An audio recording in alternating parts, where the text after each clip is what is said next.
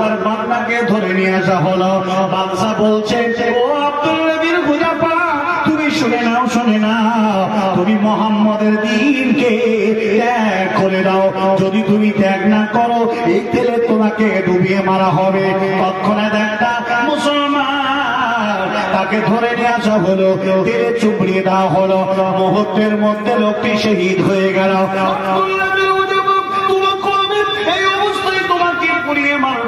তুমি কি বলছো? একটা কথা বলো, পীরের জাত রক্ত আছে, ঈমানের জাত আল্লাহর ভালোবাসা হৃদয়ে আছে। আব্দুল্লাহ বিন হুযাফা বলছে, ওরে বাদশা তুমি শুনে নাও, শুনে নাও, শুনে নাও, আমার মতো একটা আব্দুল্লাহ বিন হুযাফাকে আল্লাহর জমিন থেকে মেরে ইসলামের কিছু করতে পারবে না, মুহাম্মদকে তুমি দুর্বল করতে পারবে না। অতএব তুমি শুনে নাও, আমার গায়ে যতগুলো লোম আছে, সমস্ত লোম দেখছো, যতগুলো লোম আছে, এই ইসলামের আমার মতো আব্দুল্লাহ বিন হুযাফা ততগুলো আল্লাহর জমিনে জিন্দায় আছে। একটা আব্দুল্লাহ বিন হুযাফাকে মেরে ইসলামের মুহাম্মদের কোনো ক্ষতি করতে পারবে না। আল্লাহু তাকবীর, নারে তাকবীর। প্রিয় ভাই সকল, এই ছিল ঈমানি জজবাওয়ালা মুসলমান, এ হলো ঈমানি স্পৃহা, এ হলো বলিষ্ঠ কণ্ঠে আমার আল্লাহ এক। পৃথিবীর যত শক্তি আসুক না কেন, কেউ রুখতে পারবে না আমাকে। আমি আল্লাহ বলেছি, আল্লাহ ওই জায়গা আমি কোন অন্য দেবদেবী প্রতিমার নাম করতে পারবো না। সাহাবাদের মধ্যে এরকম ছিল টেন্ডেন্সি। বিশ্বনবীর দরবারে খাব্বাব বিন আরত রাদিয়াল্লাহু তাআলা আনহু এসে বলছেন, ইয়া রাসূলুল্লাহ, আজ এই মক্কার মাটিতে কাফিরদের অত্যাচারে আমরা টিকতে পারি না, চতুর্দিক থেকে যাকে তাকে ধরে নিয়ে যাচ্ছে, হত্যা করছে। হে রাসূল, হে রাসূল, আমাদেরকে বাঁচান, আমাদেরকে বাঁচান। আল্লাহ রাসূল তখন কাবা সাহারে চাদর মুড়ি দিয়ে কাত হয়ে শুয়ে আছেন। উঠে বসলেন। খাব্বাব, বললে কি তুমি? বলে, হুজুর আমরা সহ্য করতে পারছি না। মাথায় না শুরু, আল্লাহ সাহায্য কোথায়? আল্লাহ রাসূল বলছেন, আল্লাহ বলেছেন, আলা নাসরুল্লাহ, আল্লাহ সাহায্য ওদের করে। ভাইরা আমার, বন্ধুরে আমার, বিশ্বনবী কি এডুকেশন দিলেন শুনে নেন। বিশ্বনবী ঈমানি জজবা জাগিয়ে তোলার জন্য আল্লাহর নবী খাব্বাবকে বলছেন, বাবা খাব্বাব, তুমি শুনে নাও, শুনে নাও, তুমি যেমন আজকে দাঁড়িয়ে আছো, আল্লাহকে এক বলেছো, তোমাদের নবী মোহাম্মদকে আল্লাহর নবী বলে তোমরা ঈমান এনেছো। ইতিপূর্বে তাদের যে একটা জামানা ছিল, তারাও এক আল্লাহ, তাদের নবীর উপরে তারা ঈমান এনেছো। আল্লাহ এই কথা বলার কারণে, ঈমানের কারণে তাদেরকে দাঁড় করিয়ে দিয়ে খরচ দিয়ে টোটাল মানুষটাকে হাঁটতে শুরু করা হয়েছে। পারতে পারতে পারতে টোটাল মানুষটাকে দ্বিখণ্ডিত করে দেওয়া হয়েছে। এরপরও তারা আল্লাহ দ্বীন থেকে তারা সরে যায় না। শুধু তাই নয়, তাই নাই, তাদেরকে দাঁড় করিয়ে দেওয়া হয়েছে লোহার চিরুনি দিয়ে, তাদের শরীর থেকে মাংসগুলোকে আলাদা করে দেওয়া হয়েছে। এরপরেও তাদের যন্ত্রণা কষ্ট এত হয়েছে, আল্লাহর দ্বীন থেকে তারা এক মুহূর্ত তারা সরে যায় নাই। বলেছিল, ইন্নাল্লাযীনা ক্বালু রাব্বুনা আল্লাহ সুম্মা ইসতাকামু তাতানাজ্জালু আলাইহিমুল মালায়েকা আল্লা তাখাফু ওয়া লা তাহজানু ওয়া লা তাহজানু ওয়া আবশিরু বিল জান্নাতি আল্লাতী কুনতুম তুআদুন। نحن أولياؤكم في الحياة الدنيا وفي الآخرة ولكم فيها ما تستهي أنفسكم ولكم فيها ما تدعون نزلا من غفور رحيم। এই ছিল মুসলমানদের বৈশিষ্ট্য, এরা ছিল ঈমানদার। শুধু তাই নয়, রাসূলুল্লাহ সাল্লাল্লাহু আলাইহি ওয়াসাল্লামের কথা বাণীকে শ্রবণ করে তার উপরে আমল করার জন্য তারা তন্ময় চিত্তে পাগল এই মতো রাসূলের দিকে তাকিয়ে থাকতেন। একটা হাদিস আমি বলি, আজকেও আপনাদের এখানে শোনাই। রাসূল সাল্লাল্লাহু আলাইহি ওয়াসাল্লামের দরবারে তাদের জান্নাতের যে লালচ, জান্নাতের যে আকাঙ্ক্ষা কোন মানুষের নেই, কিন্তু সাহাবীদের মধ্যে আর আমাদের মধ্যে অনেক পার্থক্য।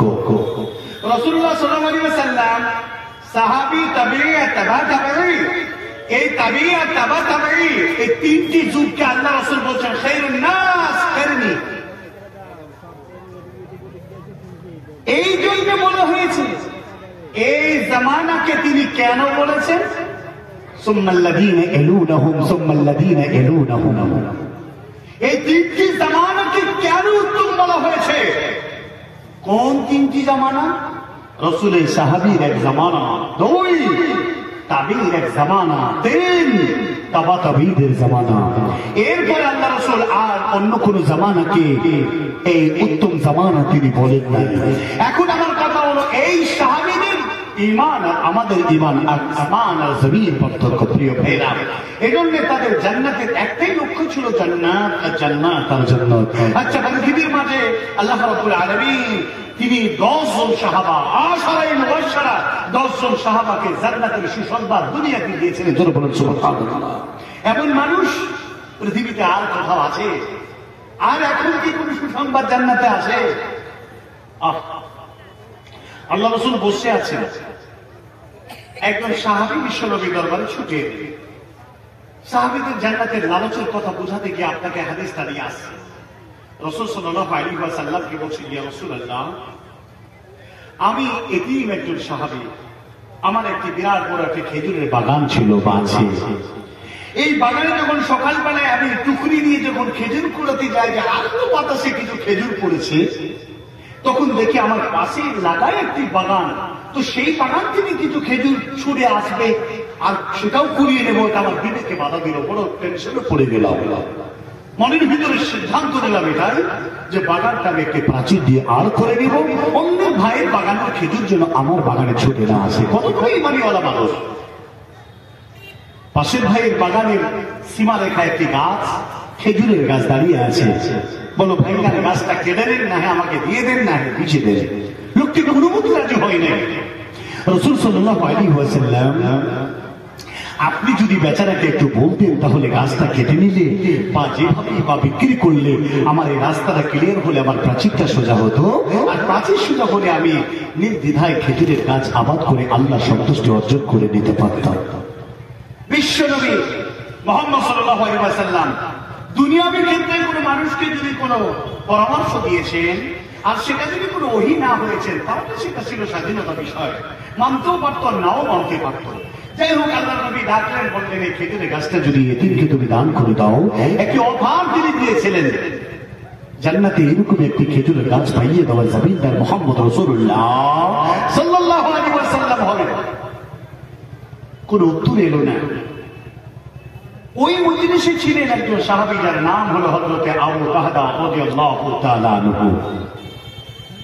কথার উত্তর হয়তো পরে আসলো কি তার কাজে। হযরত আবু কাহদা বলছেন, ইয়া রাসূলুল্লাহ,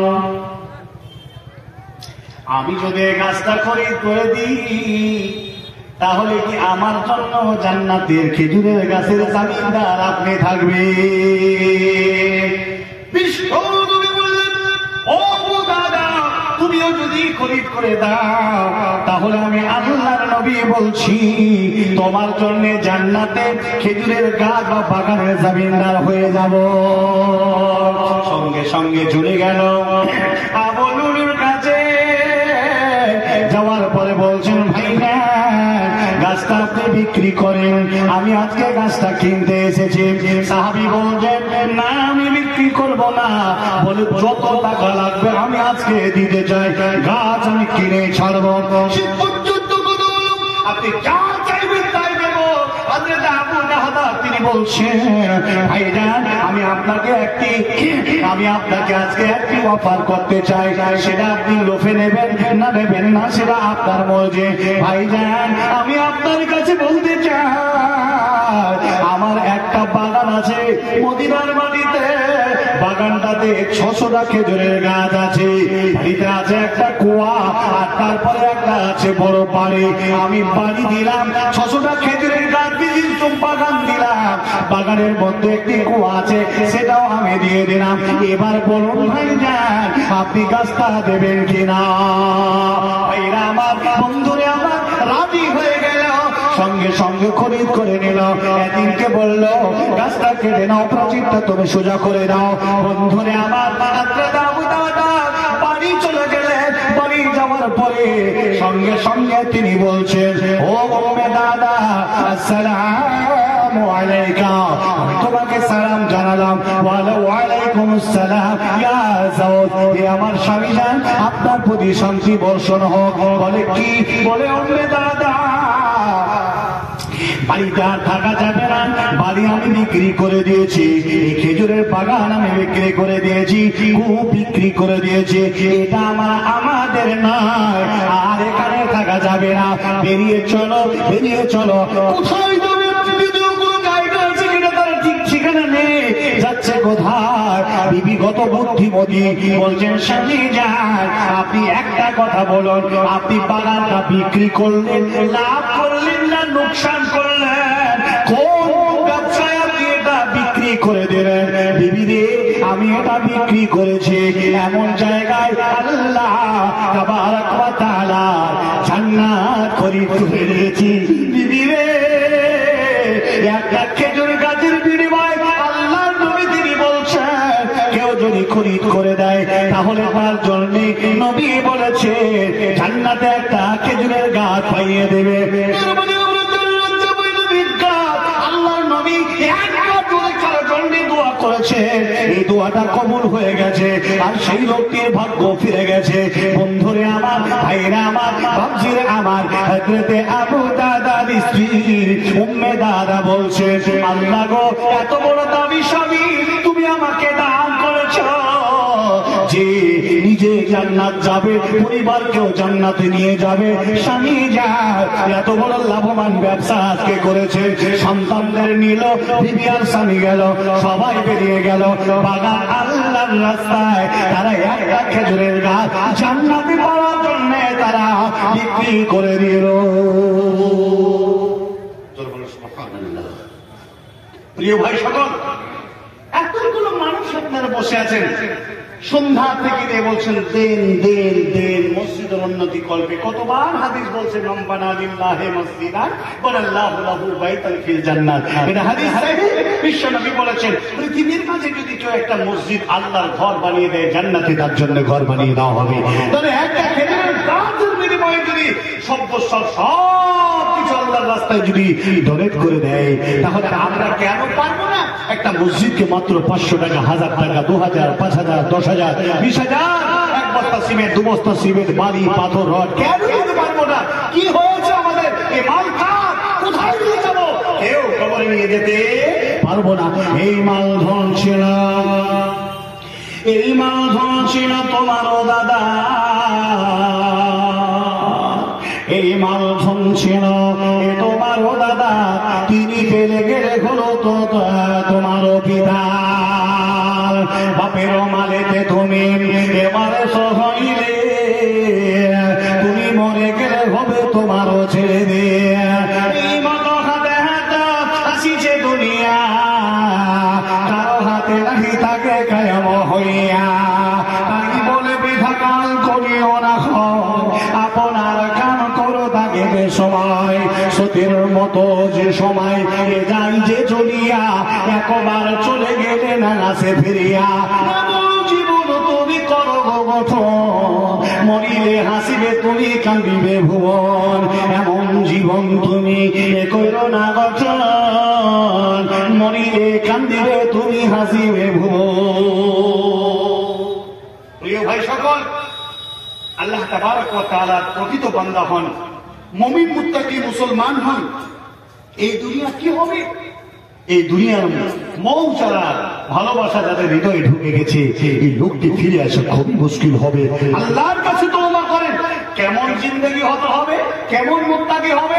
আসেন, আমি একটা বার আপনার কাছে বলতে চাই, এই যতগুলো লোক আর নারী পুরুষ, আবাল বৃদ্ধ বনিতা যারা এখানে এসেছেন, যারা বোঝেন কথা, আমি আপনার কাছে বলতে চাই, যদি 10টা টাকাও আল্লাহর রাস্তায় দিয়েছেন, মসজিদকে দিয়ে যান, পৃথিবীর কোন জায়গাকে নয়, আল্লাহকে দিয়ে যান, আল্লাহকে দিয়ে যান। পৃথিবীর মসজিদকে ভেঙে মন্দির হচ্ছে, আরো কিছু হচ্ছে, গির্জা হচ্ছে, মাঠ হচ্ছে, ক্লাব হচ্ছে, কিন্তু আল্লাহর ঘর তারপরও তৈরি করতে হবে, হবে না হবে না?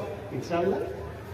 আপনারা কি ব্যাপার, কথা হাই চাইদার কোনো কথা তেমন উত্তর দিচ্ছেন না, জোরে বলেন ইনশাআল্লাহ। আল্লাহর ঘর আমরা বানাবো, এক টাকা যদি হয় আল্লাহর ঘর দেবেন। এই কোরআনুল কারীম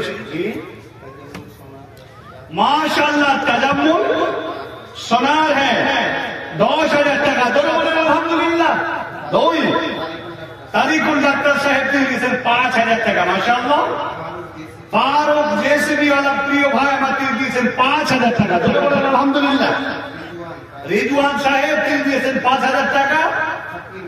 ফকির মেম্বার সাহেব তিনি দিয়েছেন 5,000 টাকা, মাশাআল্লাহ, মাবরুর, হাইয়াকাল্লাহ ওয়াইয়াকুম, জাযাকুমুল্লাহ খাইর, মুসাওয়াতাকুম আন-নূর আস-সুরুর, জাযাকাল্লাহ খাইর। আল্লাহ রাব্বুল আলামিন এই সমস্ত দাদাদের হাতে আছে, মাশাআল্লাহ। দান এভাবে দান আছে জি। সুবিধা 2,000 টাকা। এরশাদ ভারনাটি 5,000 টাকা, মাশাআল্লাহ। রেজাউল ভারনাটি